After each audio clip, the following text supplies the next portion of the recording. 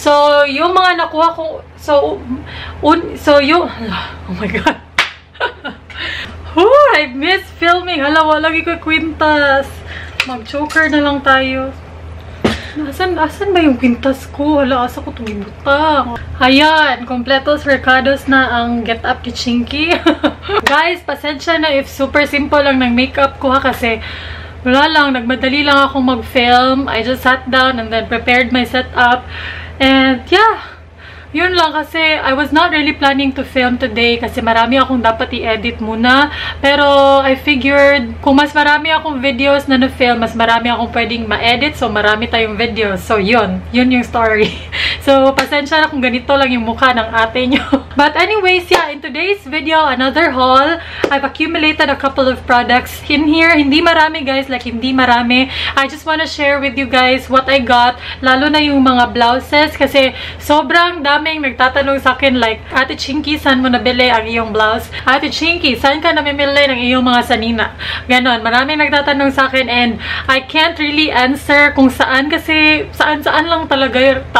Kung maganda siya and mas barato, dun ako. Like, bahala na yung mga branded dyan. Kung maganda sila, cover. Basta kung may barato, mura. Kung may mura, dun ako. Kasi mas sulit yung pera nyo eh. Hindi naman lahat ng mga sinusuot natin, tinatanong talaga ng mga tao, saan yan galing? Magkano yan? Ganon, diba? So, depende lang talaga yan sa pagdala ng mga damit. Kahit 150 lang tong mga top ko, kahit lang mga ganon, okay naman siya, diba? Like, presentable pa rin naman siya. So, yes. Perfect for students, perfect for nagbabudget. Like me. So, yeah.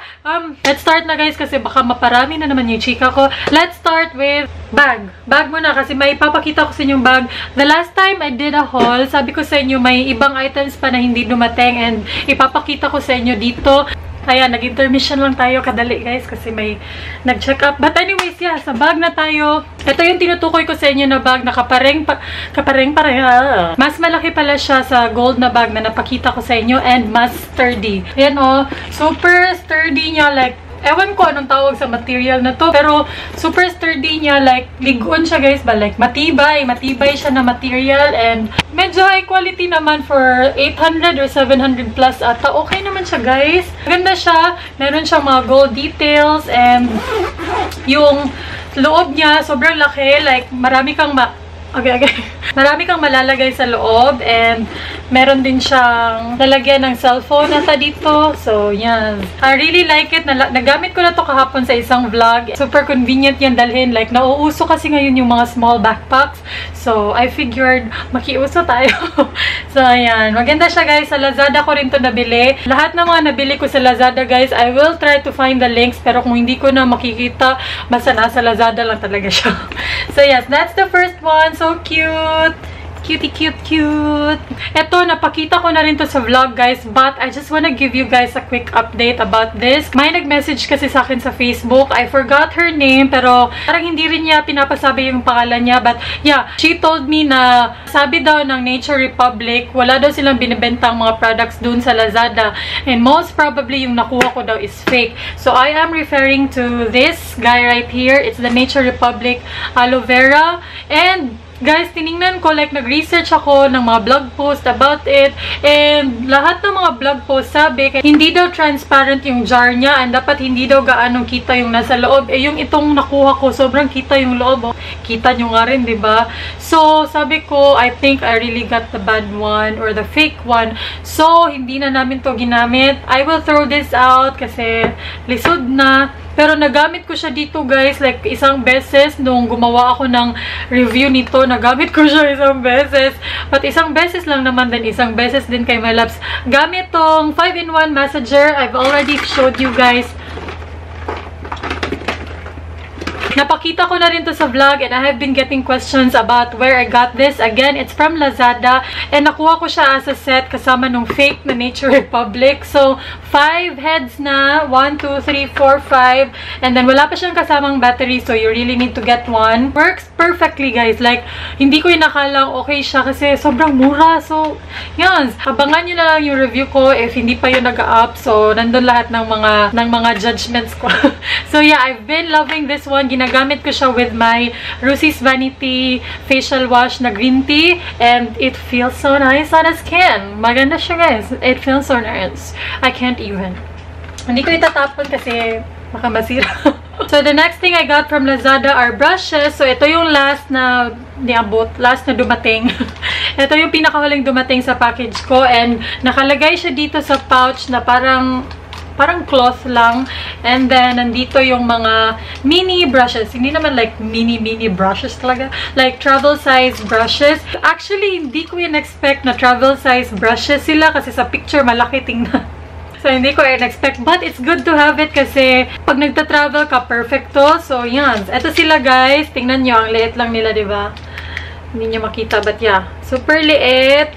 So, meron tayong mga kabuki brushes. Mga maliliit na kabuki brushes. Look how cute. Cute kayo. Super cute. Nahugasan ko na sila gamit yung egg brush cleaner. Whatever. Pero hindi ko pa sila nagagamit. So, I'm very excited. Don't worry. Gagamitin ko to sa isang video para makita nyo rin yung performance. So, yes. Maraming kabuki brushes. Like, para foundation, blush. Hala, nagkuha na siya. Nagbuhag-hag na siya, guys. Oh my God. Nagbubuhag-hag na siya. But, yeah. Tingnan nyo. Oh, ang cute. Super cute. Ayan. So, may 4. Ay, may 5 pala. Meron pa palang ganito. Cute kayo, no? Tingnan nyo. Maliit lang siya. Good for traveling.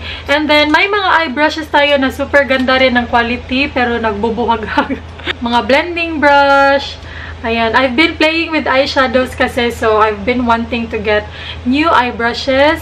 And for now, ayaw ko muna ng mga mahal, guys, kasi wala pa akong pera.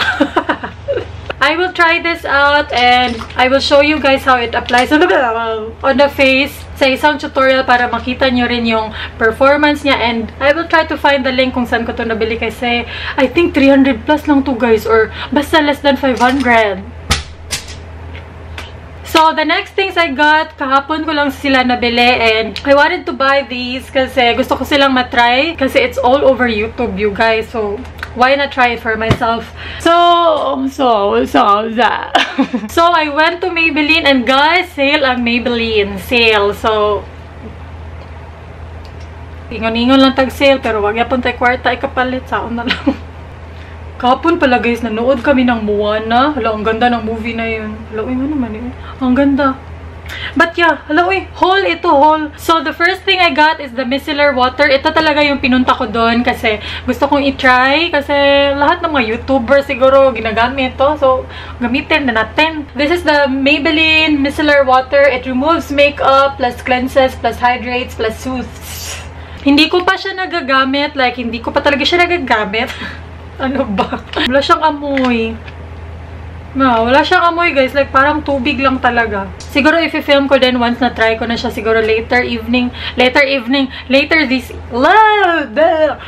this evening. So, yes. Kasakit akong bag. So, the next thing I got from Maybelline is the liquid eyeliner, the Hyper Sharp Power Black liquid eyeliner. Ano ba? Again. Take two. The next thing I got from Maybelline is the Hyper Sharp Power Black Eyeliner. This is a liquid eyeliner, guys. And naka-sale din siya. Instead of $299, $249, if I'm not mistaken. Hala. Yeah, $249 na lang ata siya, guys. Parang less 50 pesos yung ibang products ng Maybelline. So, it's the best time to get Maybelline products kasi naka-sale. Lagi naman silang nagsisale, pero ngayon lang talaga ako nakabili. Gusto ko din bilhin yung Maybelline Dream Satin Foundation. Basta yun, gusto kong itry kasi sabi nila maganda daw. But, nung pumunta ako doon, hindi ko pa alam yung mga gusto ko talagang bilhin. Yung micellar water lang talaga at ito yung nasa isip ko. So, babalik na lang ako. Let's do a quick swatch. Alam nyo na ako with my eyeliners, guys, hindi ako marunong mag-ganon-ganon. Marunong naman ako. Like, hindi lang talaga pro, mga ganon. Kulang sa practice. Let's see. Ayan. Please focus, my dear. Ayan. And maganda siya kasi felt tip yung applicator niya. So, let's see. I-review ko ito kasi alam ko nahihirapan din kayo sa mga eyeliner. So, tingnan natin. Magdungan ta og cut-on, guys. Like, ano ba magdungan?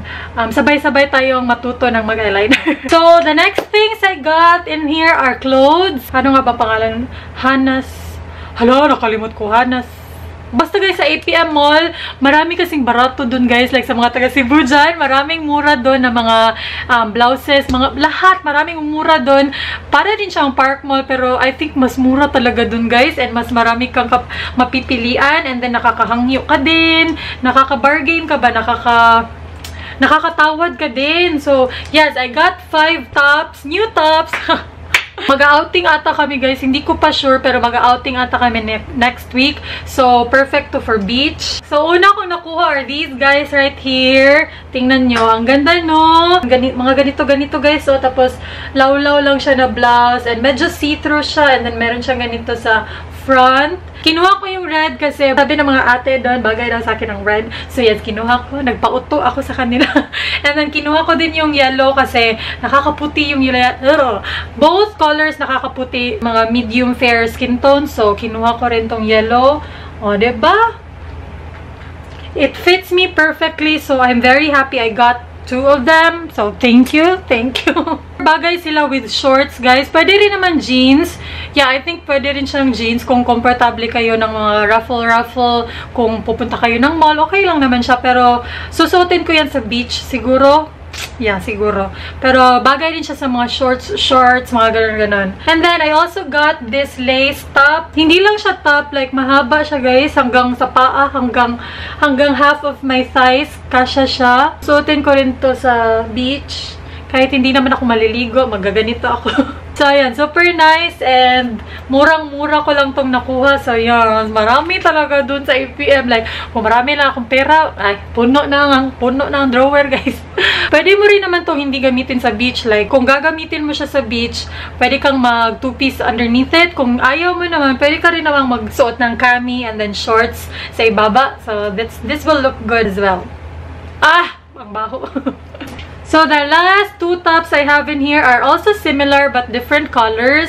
And you know me and my blouses. Gusto ko yung mga komportable. Like, kung makakahinga yung ilok ko, guys. Kung makakahinga yung kilikili ko. Yan yung mga bet ko talaga.